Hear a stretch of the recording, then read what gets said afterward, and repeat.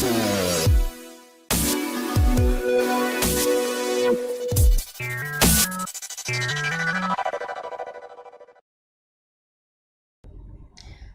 sahabat Banjarmasin Pos, kita kembali lagi dalam Bitalk Banjarmasin Pos bicara apa saja. Masih bersama tim dari Arutmin Borneo Run.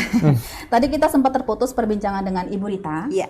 Kita mengulik nih tentang apa sih hal yang berbeda dalam Arutmin Borneo Run kali ini ya.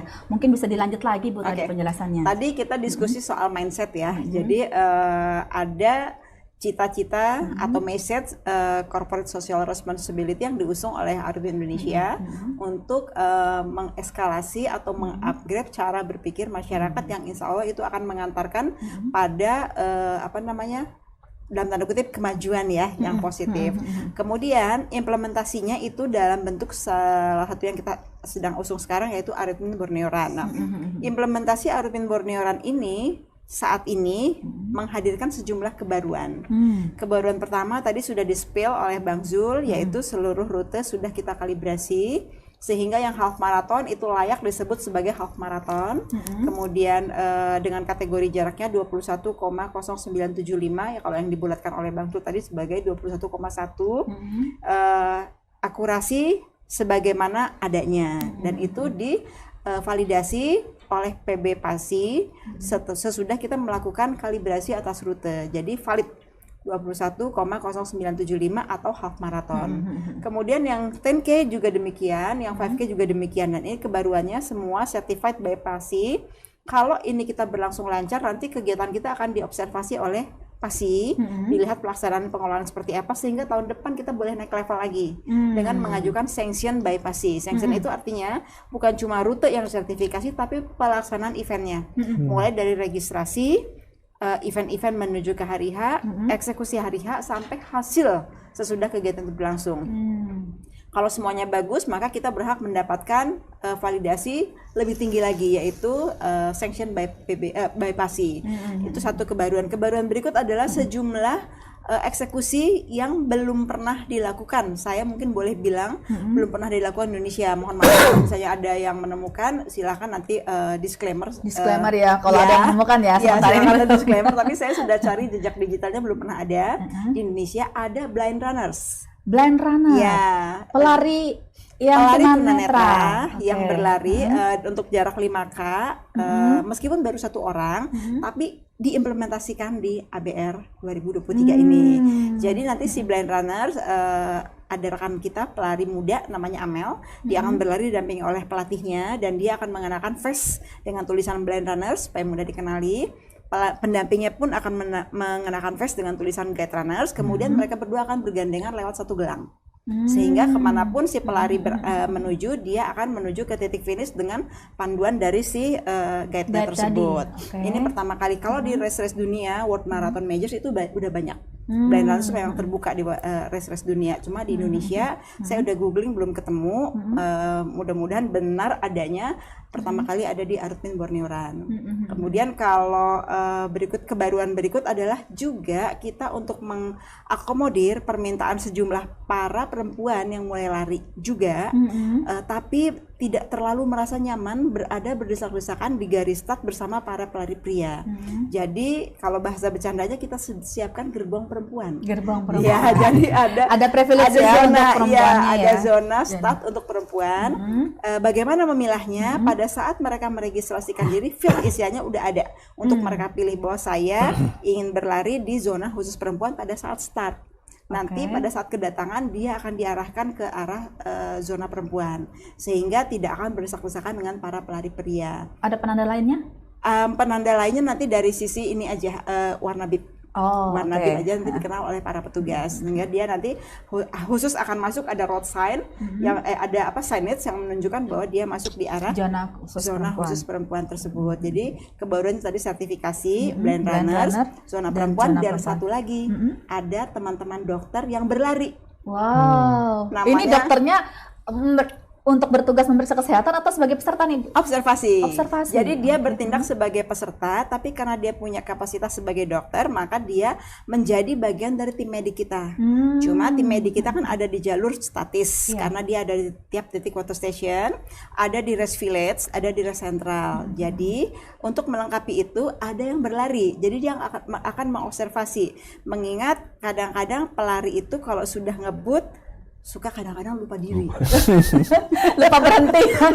Nah, nggak ada remnya. Ya, jadi seringkali kita, terutama yang mau podium atau dia mau mengejar personal resultnya dia, seringkali Marshall tuh seringkali menjumpai pelari yang udah mulai oleng, terus nanya, saya ini mau kemana? Nah, kalau ada running doctors, dia akan observe situasi itu, dia akan putuskan, Anda boleh lanjut apa enggak. Karena kalau enggak, seringkali saya menjumpai orang yang tersuruk udah sampai di garis finish. Karena itu bisa bahaya ya? Itu bisa bahaya gitu. Kadang-kadang apalagi kalau pelayanan di rutenya bagus, marsalnya bagus, rutenya relatif steril, orang tuh betul-betul akan memacu kapasitas diri dia. Dan memang tujuan orang race kan kayak gitu, dia mau menguji pola latihan saya selama ini hasilnya akan seperti apa pada saat race. Nah itu yang kita lengkapi dengan itu tadi running doctors. Dan alhamdulillah terdapat sejumlah dokter di Kalimantan Selatan yang sudah kita akses.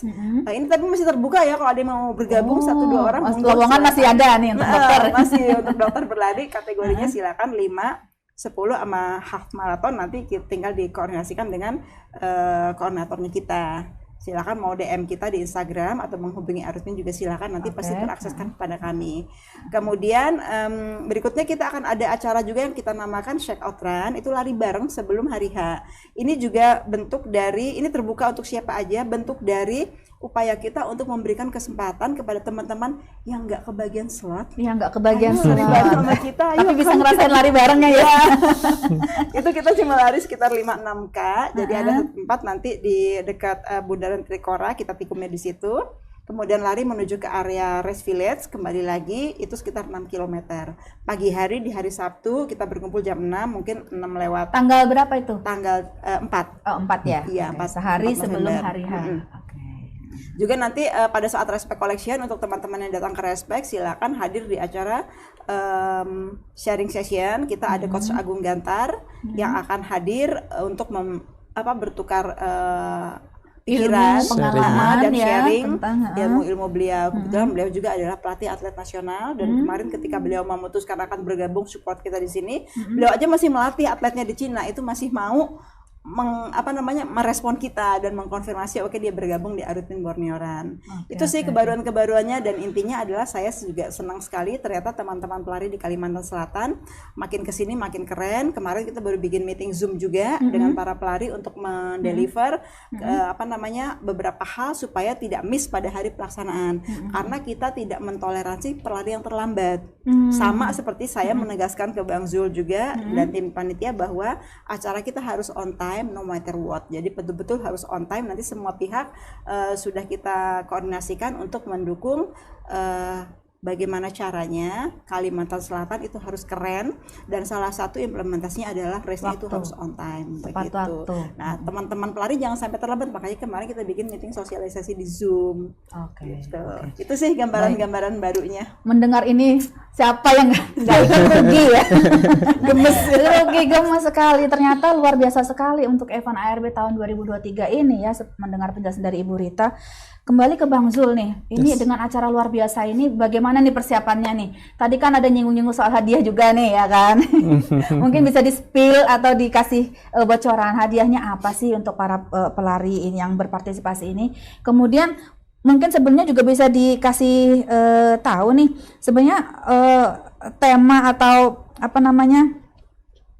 tujuan dari ARB tahun ini, apakah sekedar meneruskan ritual tahunan atau ada misi khusus lainnya gitu loh, karena kan memang ini sudah ke-15 kalinya digelar gitu. Ya, oke. Yang pertama persiapan ya. Persiapan pastinya kita sudah persiapan 3 bulan ya Bun ya, Bu Rita. Kita sudah persiapan 3 bulan sebelum hari H, sebelum 5 November. Semua aspek sudah kita pelajari, sudah kita kaji bersama dengan tim IDR-an. Intinya kita akan menciptakan event lari yang menyenangkan, yang membuat orang-orang itu tambah senang berlari gitu ya, senang membudayakan hidup sehat. Kita bikin event lari yang semirip mungkin dengan event di mungkin skala nasional seperti itu ya. Di sepanjang rute kita siapkan water station, kemudian di sepanjang rute kita coba siapkan tim cheering. Jadi teman-teman itu berlari juga ikut merasakan sensasinya berlari, disaksikan oleh rame-rame orang. Kemudian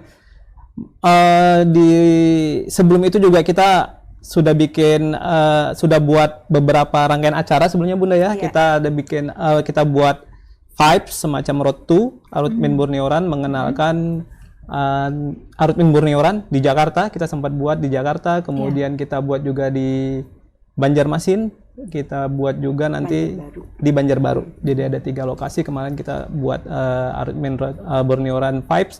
Persiapan yang lain yang pasti kita sudah dari awal sudah mendapatkan izin ya dari pemerintah Provinsi Kalimantan Selatan, dalam hal ini Kantor Gubernur Kalimantan Selatan. Terima kasih atas izinnya, mengizinkan kami Arutmin untuk menggagas acara ini, meneruskan acara tahun lalu. Sebagai informasi, Arutmin Borneo-Run 2023 tidak hanya sekedar meneruskan acara rutin saja seperti itu, karena kebaruan-kebaruan yang sudah tadi kita dengarkan dari Bu Rita selaku IO, race director di acara kita, kita ingin adanya eskalasi atau peningkatan kualitas race, peningkatan kualitas event lari di Kalimantan Selatan, supaya teman-teman pelari di Kalimantan Selatan nggak merasa rugi kalau ikut Arutmin Borneo-Run 2023. Dan walaupun di daerah penyelenggaraannya nggak kalah bergengsi dan berkelas dengan betul sekali, tidak biasa kalah digelar di ibu kota ya. Betul, buat teman-teman seperti itu. Hadiah kita siapin. Nah ini simak baik-baik nih. Kita siapin total hadiah sekitar 373 juta untuk umum dan sekitar 150 juta untuk internal untuk Arutmin, karena bagaimanapun memang Arutmin Borneo-Run lahir dari acara internalnya Arutmin dari tahun 2006 sudah kita laksanakan, kemudian meningkat sampai ke event nasional yang sekarang yang bisa kita persembahkan untuk Kalimantan Selatan. Iya, dalam perjalanannya tidak lepas dari peran internal Arutmin dulu ya awalnya ya. Dan ini juga menyambut momen ulang tahun Arutmin ke 42 tahun kan? Iya, sebagai bagian dari itu. Mungkin bisa diceritakan sedikit juga terkait peringatan ulang tahun Arutmin ini, apakah selain Arutmin Borneo-Run mungkin ada kegiatan lain juga ya? Tapi mungkin tim lain ya? Yes, benar sekali. Kegiatan puncak memang kita laksanakan di Arutmin Borneo-Run 2023 ini, Mbak Anjar. Oke. Kembali ke Ibu Rita. Ibu, tadi kan sudah diceritakan apa bedanya atau istimewanya event Arutmin Borneo-Run tahun ini.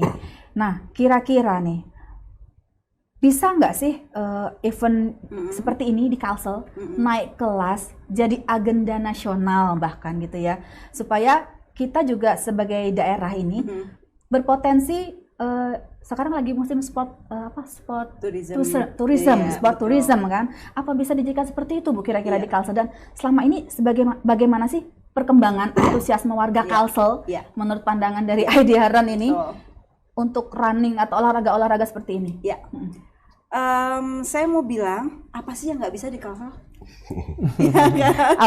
Apa sih yang nggak bisa di Kalsel? Sumber daya ada, masyarakatnya responsif, open mind, terbuka, dan ketika kemarin menyadari bahwa mereka tidak kebagian slot karena terlambat mendaftar, karena masih terpaku pada yang lalu itu, ntar bakal dapat slot free dan lain-lain, itu nggak ada yang ngamuk. Mereka memahami bahwa itu kesalahan ada pada kami, kenapa nggak buru-buru registrasi, begitu. Malah kita yang jadi agak sedikit, kalau bahasanya Bang Zul tuh kita sedih, mikirin, ngelamun, aduh kenapa ya kita nggak bisa ngelibatin mereka. Jadi itu saya mau bilang bahwa apa sih yang nggak bisa di Kalsel? Bisa, karena sumber dayanya ada, pelarinya juga open mind, pelarinya juga keren. Jadi kalau nanti kita eksekusi yang tahun ini, tujuan kedepannya adalah kalau nggak lari di Arutmin Borneo Run belum keren. Belum keren. Gitu. Rugi Jadi, ya, Bu. rugi.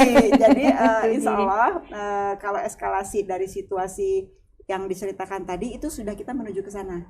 Dan PB Pasi juga kemarin sudah, karena kita cek rute dibantu oleh mereka, kalibrasi dibantu oleh mereka, mereka sendiri ngelihat bahwa dia bilang kebetulan yang cek itu adalah measurer kelas topnya Pasi, Pak Umar Yono dan Pak Sabar. Mereka bilang begini, baru kali ini kalibrasi nggak perlu dikawal. Karena apa? Karena masyarakatnya responsif. Jadi jalurnya itu bagus, lurus. Kita melalui jalur-jalur tuh berinfo kepada pihak berwenang, tapi mereka bilang nggak apa-apa, yang penting kami tahu kalian laksanakan sendiri, nggak ada gangguan di jalur. Makanya saya bilang apa yang nggak bisa di-cancel? Bisa, keren kok masyarakatnya. Tinggal kita dari sisi tanggung jawab kami adalah memikirkan kondisi-kondisi teknis, kondisi-kondisi yang harus dilengkapi untuk menuju ke res yang menjadi spot tourism di Kalimantan Selatan, bahkan Kalimantan, kalau perlu bahkan Indonesia. Itu pasti bisa. Jadi tinggal kalaupun, makanya tadi saya bilang kita bikin Zoom sosialisasi kemarin tuh untuk mengingatkan pada para pelari, kalian sudah keren, kalau kalian keren jangan datang terlambat ya. Gitu. Ada pesannya. Perlu ditegaskan ya. Di situ. Begitu. Jadi pasti bisa. Saya yakin banget pasti bisa. Kalsel punya sumber dayanya. Punya SDM-nya, Iya. apalagi ada dukungan juga ya dari betul. yang bisa mendukung. Spot tourism ini juga mungkin kaitannya mau nggak mau nanti akan melibatkan ekonomi ya, bergeraknya ekonomi di Kalimantan. Multiplier effect itu pasti kan ya, sesuai dengan tujuan pengadaan event Arutmin Borneo Run ini, karena event ini diikutin cukup banyak orang peserta dari berbagai macam daerah, ya kan. Kita mengenalkan spot tourism di daerah kita, di daerah Kalimantan Selatan, juga ikut mendorong ekonomi di area kita juga ikut bergerak seperti itu. Itu tujuan utama memang pelaksanaan Arutmin Borneo Run 2023. Kita sempat bikin hitung-hitungan kasarnya, Mbak Anjar, bagaimana kegiatan ini mendorong roda perekonomian. Jadi hitungan kasar kalau ada 3.000 orang datang ke sini, satu orang aja dia spend sekitar 5 juta termasuk tiket pesawat dan lain-lain, maka ada sekitar 15 miliar yang bergerak pada saat kegiatannya berlangsung, mulai dari registrasi, kedatangan ke sini, akomodasi, transportasi yang diakses, beli oleh-oleh, beli makan dan lain-lain. Beli amplang ya Bunda. Beli amplang. Belum lagi jalan-jalan setelah. Iya, jalan-jalan. Jadi persoalan ekonominya itu hitungan kasarnya ada Tidak sekitar main-main 15 miliar, ya. betul.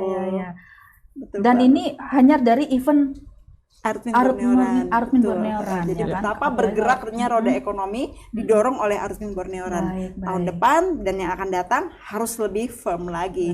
Oke. Apalagi kalau naik kelas eventnya ya bakal lebih banyak lagi nih. Betul. Jangan 3.000 lagi dong. Betul. 10.000 gitu ya. Kita punya mimpi event kita Arutmin Borneo Run jadi event untuk lebarannya para pelari di area timur ya gitu ya, Kak ya. Luar biasa.